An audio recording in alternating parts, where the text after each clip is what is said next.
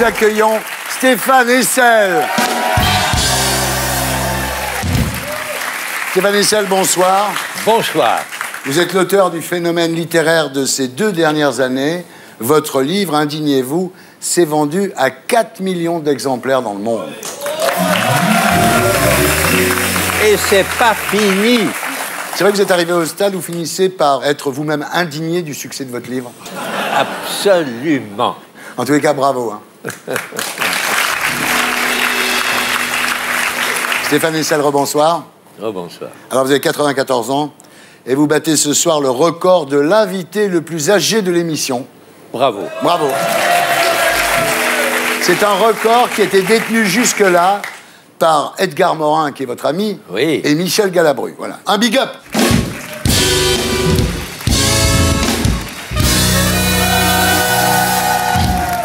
Alors Stéphane, nous allons commencer par parler de votre vie, mais vu votre âge, je crois qu'on va faire un petit résumé. Vous m'en voulez pas? Oh oui, oh là, soyez bref. Voilà. Alors vous êtes né à Berlin le 20 octobre 1917, père juif, homme de lettres, qui traduira Proust et Nabokov, proche de Duchamp, de Man Ray, mère protestante, luthérienne, issue d'une famille de banquiers très antisémites. Mais qui ont reconnu que mon père, bien que juif, était un excellent mari pour leur sœur. Alors, votre mère partagera sa vie entre votre père et l'écrivain Pierre-Henri Rocher, dont le roman Jules et Jim sera porté à l'écran par François Truffaut. Voilà. Mais oui, le petit garçon que j'étais n'a rien compris à tout ce qui se passait. J'avais 3 ans. Ouais. Mais par la suite, le fait d'avoir une mère qui soit une personnalité très forte, très libre, très moderne, a joué naturellement un rôle considérable pour ma formation. Alors Rocher aussi a joué un rôle considérable dans votre vie, une espèce de deuxième père. Il vous permettra de fréquenter l'intelligentsia de l'époque. C'était un proche de Guillaume Apollinaire, par exemple, qui pour moi reste le poète, mon poète favori. Bac à 15 ans, ensuite de brillantes études supérieures, faites Normal Sup. En 1939, c'est l'armée. Vous êtes fait prisonnier et vous vous évadez pour rejoindre De Gaulle à Londres en 1941. Vous dites, c'est un engagement qui dépasse la morale classique. Vous vous méfiez de la moraline, en fait, de Nietzsche. Et qui fait la différence entre ce qui est légal et ce qui est légitime. Et quelquefois, ce qui est légal n'est pas légitime. Eh ouais, bravo, j'adore. Alors ensuite, c'est la résistance. Vous êtes arrêté en 1944. Vous êtes déporté à Buchenwald, où vous échapperez à la pendaison à un croc de boucher grâce à une substitution d'identité avec un détenu mort du typhus, un dénommé Boitel. Michel Boitel, qui reste un poids sur ma conscience. Il est mort. Et grâce à sa mort, j'ai survécu. Il faut porter ça. Alors ensuite, vous êtes envoyé à Dora, où les nazis fabriquaient leurs fameuses fusées qui devaient détruire Londres, les V1 et les V2. Vous vous évadez et vous rejoignez l'armée américaine. Là, vous entrez dans la diplomatie.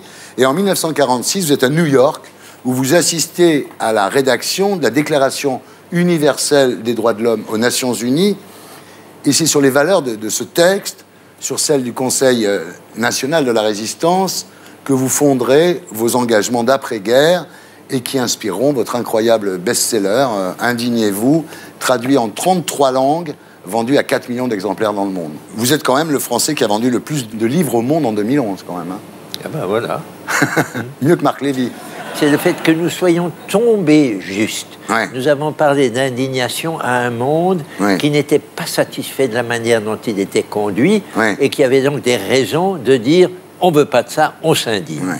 Alors vous dites l'indignation est le ferment de l'esprit de résistance. Je pense que le mot résistance est un mot précieux qui signifie que on ne peut pas accepter le monde tel qu'il est. Il y a toujours quelque chose d'inacceptable et qui mérite qu'on se manifeste, qu'on s'indigne. Bravo. Ouais. Il faut dire aux gens de résister parce qu'aujourd'hui, les gens résistent peu, sauf quand il faut prendre du dessert, quoi, en général. Hein. Alors, grâce à vous, a été instaurée le samedi 15 octobre dernier la Journée mondiale des indignés. Enfin, il faut quand même relativiser parce que c'est également la Journée mondiale du lavage de mains. Vous saviez ça?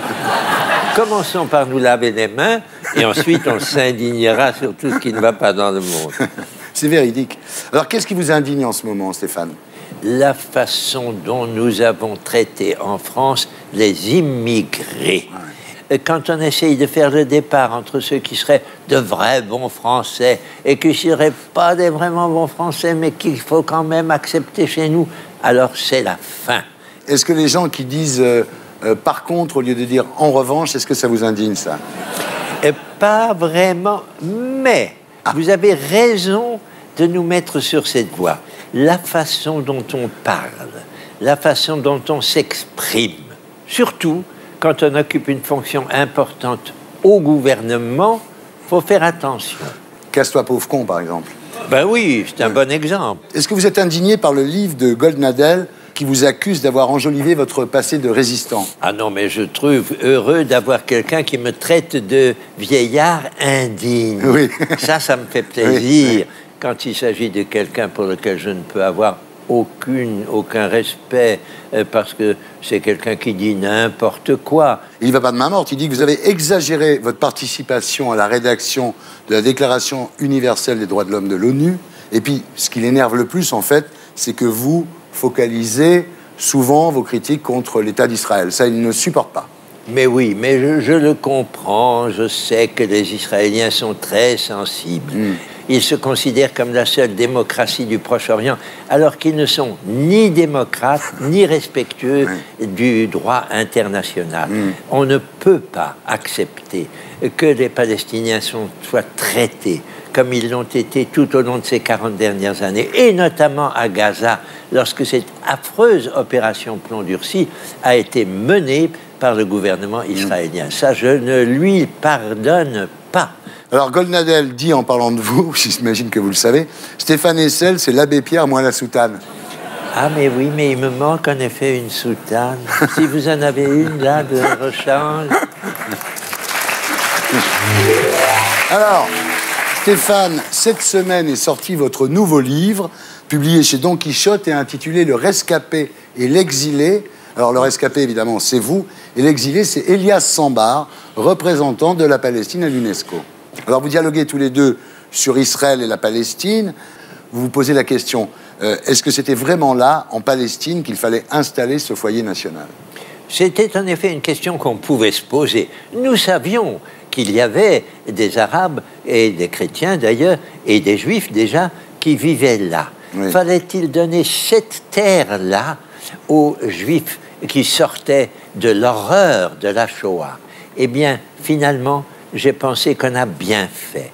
Je pense que Jérusalem, pour eux, est un endroit qui n'a pas de comparaison. Il y avait d'autres idées, il y avait Madagascar. Il y avait des idées, mais aucune ne valait ce retour des Juifs dans une terre qui leur était tellement chère. Vous dites que le plus dramatique, c'est qu'à l'époque, nous ne pensions pas qu'il existait un peuple palestinien. Nous pensions qu'il y avait des Arabes et que ces Arabes disposaient d'un vaste territoire. Donc vous avez pris conscience, en fait, de l'existence du peuple palestinien en 1967. C'est ça. À partir du moment où Israël, gagnant une guerre, et au lieu d'en tirer une conséquence en disant « maintenant notre sécurité est assurée et nous allons travailler avec nos voisins et leur donner un État », ils ont au contraire occupé d'abord, colonisé ensuite. Oui, vous dites, on a vraiment pris conscience qu'il existait un peuple palestinien, qu'il avait une patrie, la Palestine, où il vivait depuis fort longtemps, et d'où il avait été chassé par une armée moderne et violente. Exactement. Ouais. Alors, finalement, ce sont la guerre et le terrorisme qui vous ont fait prendre conscience de la réalité palestinienne, d'une certaine façon. Le peuple israélien est un peuple pour lequel j'ai beaucoup d'affection. Mais qu'il se soit laissé diriger par des gouvernements fascistes, je le dis tout clairement, et qui font de l'occupation et de la colonisation, ça me révolte. Ouais. À Gaza, il n'y avait déjà plus de colons israéliens, ils s'en étaient retirés. Mais là-dessus, il y a eu un mouvement Hamas violent, je le reconnais, violent, agressif, qui a envoyé des roquettes, mais au lieu d'essayer de faire la paix avec lui, on l'a envahi avec une opération qu'on a appelée Plomb Durci, et qui a fait plus de 1400 victimes en l'espace de 3 semaines. C'est grave. Vous dites, en parlant des Palestiniens, la violence est totalement légitime quand le faible n'a pas d'autre moyen de résister à l'oppression. Et vous comparez en fait la violence des Palestiniens à celle des résistants français contre les nazis. Il n'y a rien eu au monde de plus épouvantable que ce que nous appelons la Shoah, c'est-à-dire la façon dont les Juifs d'Europe ont été exterminés par les nazis. Il reste que lorsque un pays, un gouvernement, se comporte vis-à-vis de ses voisins d'une façon brutale, d'une façon sans aucun respect pour leurs droits fondamentaux, eh bien, on a affaire à quelque chose qui nous rappelle la façon dont nous, Français, avons été traités par nos envahisseurs allemands. Oui. Donc la violence est légitime. Quand il y a violence, il faut répondre. Alors, il faut essayer de répondre par la non-violence. Un exemple admirable nous est donné ces temps-ci. Aung San Suu Kyi, la grande Birmane prix Nobel. Non violente de bout en bout, pas une action violente. Et maintenant, elle finit par avoir son mot à dire pour l'avenir de son pays. Gandhi a libéré l'Inde sans violence. Exactement. Alors, est-ce que pour finir cette interview, vous pourriez nous dire un petit poème? Oh, mais volontiers. Un petit Apollinaire, par exemple, un peu court. Quand je commence à réciter, mes enfants me disent « Papa, on veut bien un poème, mais court, s'il te plaît. » Alors je vous propose celui qu'il a appelé l'automne. Dans le brouillard s'en vont un paysan cagneux et son bœuf, lentement dans le brouillard d'automne qui cache les hameaux pauvres et vergogneux. Et s'en allant là-bas, le paysan chantonne une chanson d'amour et d'infidélité qui parle d'une bague et d'un cœur que l'on brise. Ah, l'automne! L'automne a fait mourir l'été. Dans le brouillard s'en vont deux silhouettes grises. Waouh, bravo, quelle mémoire! Et pour être sûr de ne rien rater de Inarditube, abonnez-vous et mettez un pouce bleu.